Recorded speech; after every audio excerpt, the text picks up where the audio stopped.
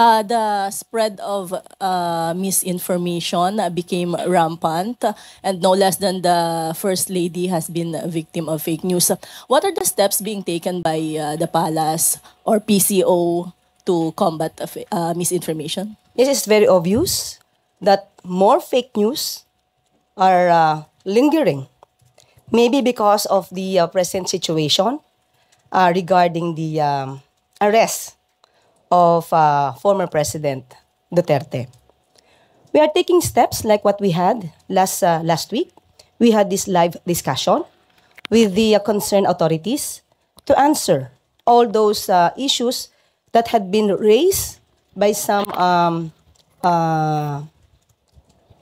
people from the mainstream and also from the social media. So with this kind of projects that we have with the PCOO, like the press briefing and the live discussion, I think people will have this chance to know what is fake news and what is not. I understand NBI is making a plan of action as well as the PNP to run after fake news peddlers. Kayo po sa PCO, nakikipag-ugnayan ba kayo sa mga agency na to? Opo, makikipag-ugnayan po tayo. Lalong-lalo na po talagang dumarami po ang fake news para po malihis ang katotohanan. Kitang-kita po ninyo.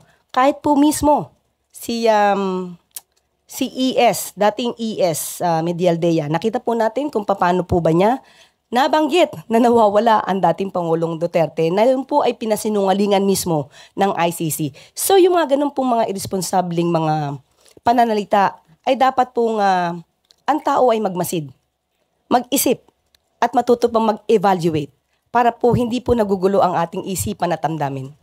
Pero naniniwala po ba kayo it's about time na may masampulan dun sa mga nagpapakalat ng fake news? Pinag-aaralan po natin yan.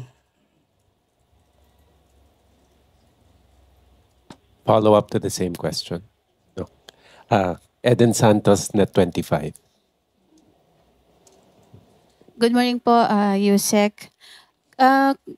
Kumusta na po si dating Pangulong Duterte? Minomonitor din po ba ng administrasyon yung kanyang sitwasyon sa The Hague at yung kanyang medical condition?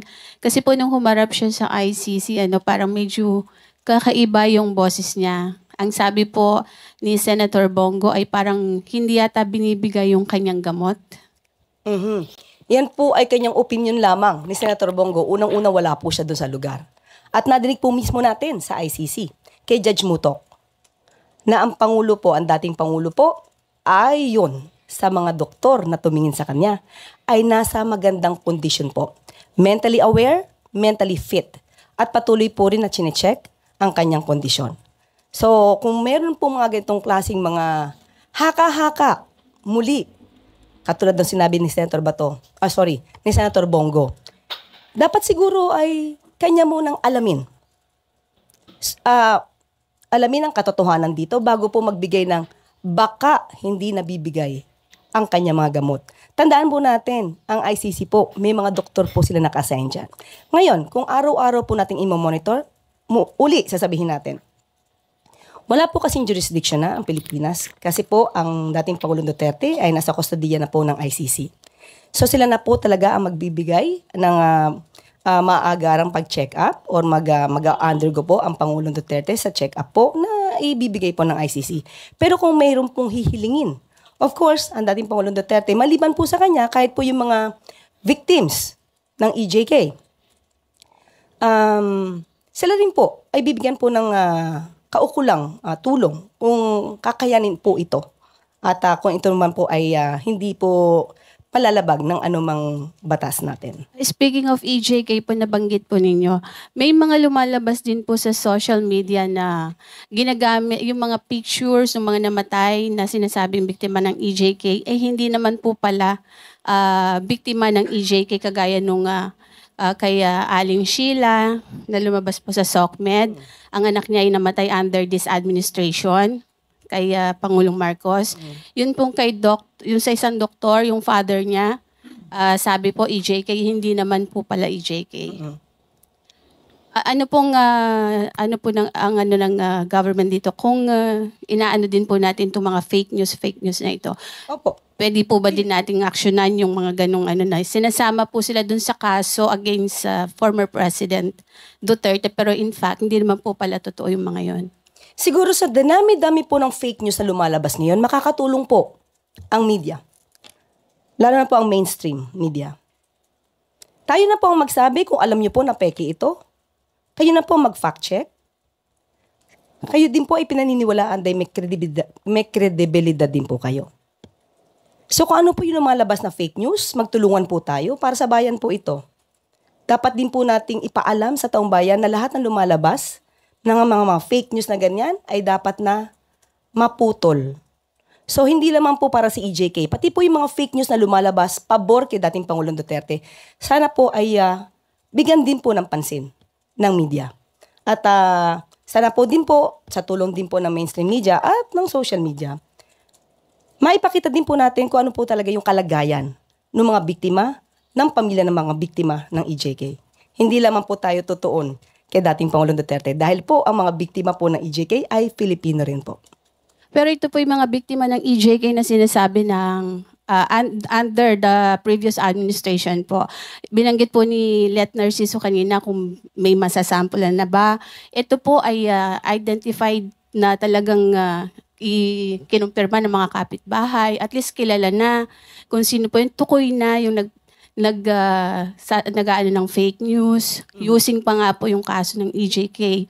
Hindi ba tayo gagawa ng aksyon ng gobyerno or ang PCO since kayo po ay very active sa paglaban sa fake news? Siguro po uunahin natin mismo yung mga unang nagsalita ng fake news.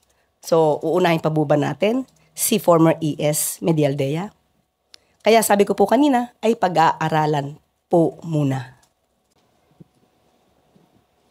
Yusek, magandang umaga po. May we have the Palace's reaction on Mayor Baste's statement over the weekend saying na walang utang na loob si Pangulong Marcos kasi parang nakalimutan na yung tatay niya, yung nagpalibing sa kay former President Marcos Sr. sa libingan ng mga bayani. Your thoughts on this, ma'am? Yes, opo. As early as 2016, dati pa pong senador ang Pangulo ngayon. Nagpasalamat na po ang Pangulo, 2016 pa po, sa Supreme Court na nagbigay ng desisyon na dapat ilibing ang kanyang ama sa libingan ng mga bayani. Nagpasalamat din po siya. At babasahin ko po ang mensahe. 2016 pa po ito na magpasalamat ang dating Senador Bongbong Marcos. And I quote, "We also would like to extend our sincerest gratitude to President Rodrigo Duterte as his unwavering commitment to this issue sustained us this past several months. Our family will forever be thankful for this kind gesture." Noon pa po sila nagpasalamat. At sinabi nga nila, forever silang tatanaw ng utang na loob sa napakagandang gesture ng dating Pangulong Duterte. Pero ang pagtanaw po ng utang na loob ay hindi dapat madiskaril at hindi dapat magtraidor sa batas at sa hustisya.